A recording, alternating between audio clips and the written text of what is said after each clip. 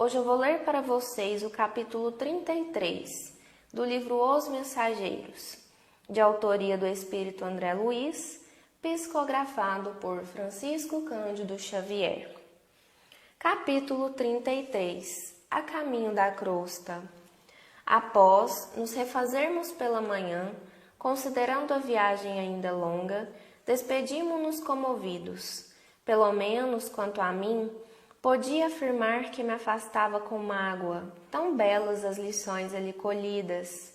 Alfredo e a esposa nos abraçaram sensibilizados, desejando-nos jornada feliz e êxito no trabalho. Vários amigos da véspera estavam presentes, saudando-nos jubilosos.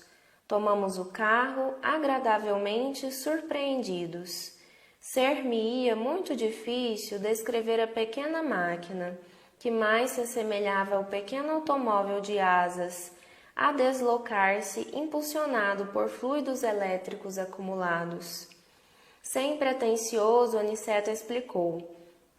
Aceitei a cooperação do aparelho, não porque os deseja escravizados ao menor esforço, mas porque a permanência, embora ligeira, no posto de socorro, constitui o ensejo dos mais frutuosos à aquisição de conhecimentos necessários. Receberam vocês lições intensas relativamente aos nossos irmãos perturbados e sofredores, bem como sobre os efeitos da prece. Desse modo, temos nosso expediente bastante adiantado, considerando que se encontram ambos em tarefa de observação e aprendizado acima de tudo. E depois de pequena pausa continuou. Não creiam, todavia, que possamos aproveitar a máquina até a crosta. Calculo que só poderemos voar até o meio-dia. Em seguida, prosseguiremos a pé. Aniceto calou-se por instantes, sorriu noutra expressão fisionômica e acentuou. Isto, porém, acontecerá somente enquanto não hajam vocês criado asas espirituais, que possam vencer todas as resistências vibratórias. Semelhante realização não pode estar distante. Dependerá do esforço que desejarem despender no trabalho aquisitivo. Todo aquele que opere e coopere de espírito voltado para Deus poderá aguardar sempre o melhor. Não é promessa de amizade, é lei. O pequeno aparelho nos conduziu por enormes distâncias, sempre no ar, mas conservando-se a reduzida altura do solo. Quase precisamente ao meio-dia, estacionamos em humilde pouso, destinado a abastecimento e reparação de maquinaria de natureza daquela em que havíamos viajado. Despediu-se de nós o condutor, que nos desejou boa viagem, preparando-se para regressar. A paisagem tornou-se então muito fria e diferente.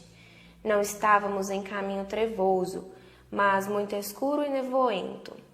Tornara-se densa a atmosfera, alterando-nos a respiração. Aniceto contemplou conosco a vastidão caliginosa e falou em tom grave. Com 4 horas de locomoção, estaremos na crosta. Reparem as sombras que nos rodeiam. Identifiquem a mudança geral. Infelizmente, as emissões vibratórias da humanidade encarnada são de natureza bastante inferior, em nos referindo à maioria das criaturas terrestres. E estas regiões estão repletas de resíduos escuros, de matéria mental dos encarnados e desencarnados de baixa condição. Atravessaremos grandes zonas, não propriamente tenebrosas, mas muito obscuras ao nosso olhar. Daqui a 2 horas, porém, encontraremos sinais de luz solar. Nossa peregrinação, francamente, foi muito pesada e dolorosa, e somente aí avaliei de fato a enorme diferença da estrada comum que liga a crosta a nosso lar e aquela que agora percorríamos a pé, vencendo obstáculos de vulto. Imaginei, comovido, o sacrifício dos grandes missionários espirituais que assistem o homem, compreendendo então quão meritório lhes é o serviço e como necessitam disposições especiais e extraordinário bom ânimo para auxiliarem as criaturas encarnadas de maneira constante.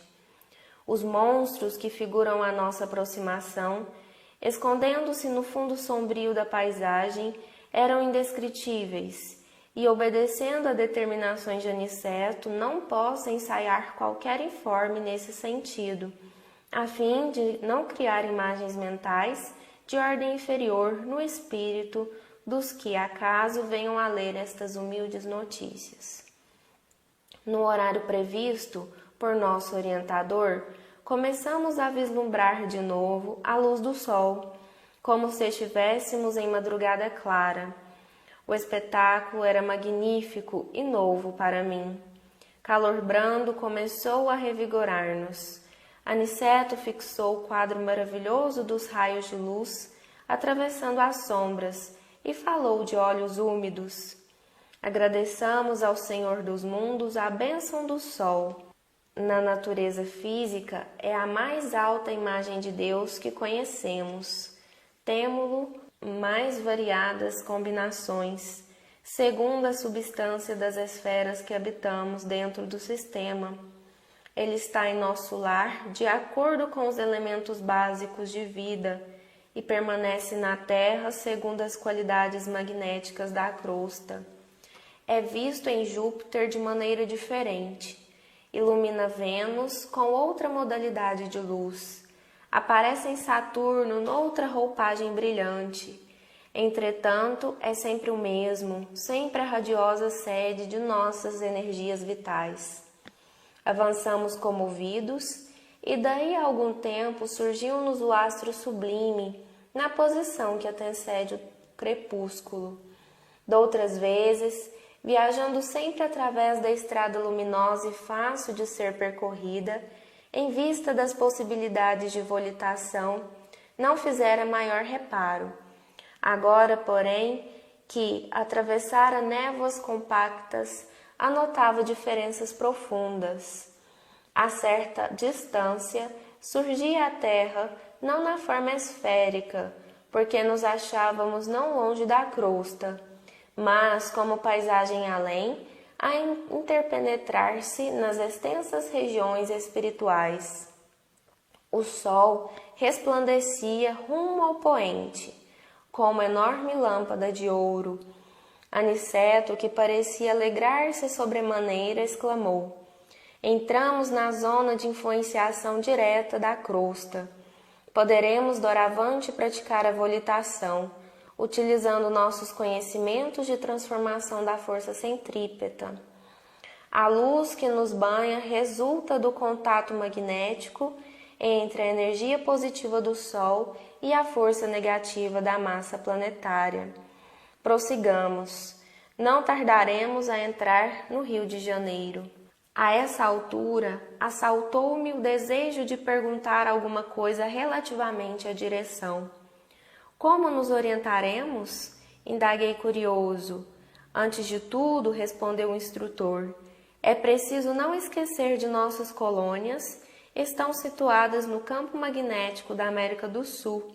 Qualquer bússola seria sensível, de agora em diante, mas, em nosso caso, é indispensável educar o pensamento e orientar-nos dentro da energia que lhe é peculiar. Empregamos de novo a capacidade volitante e, dentro em pouco, as matas de Petrópolis estavam à vista. Mais alguns minutos e perlustrávamos as grandes artérias cariocas.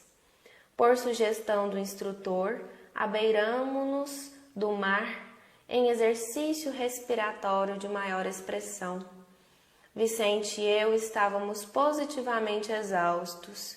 Reconhecíamos que o esforço fora significativo para nossas escassas forças.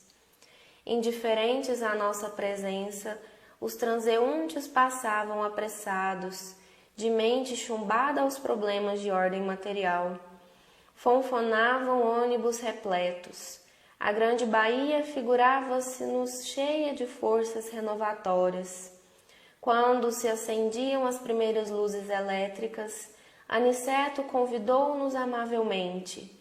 Vamos ao reconforto. Vocês estão fatigadíssimos. Irei mostrar-lhes que nosso lar tem, igualmente, alguns refúgios na crosta.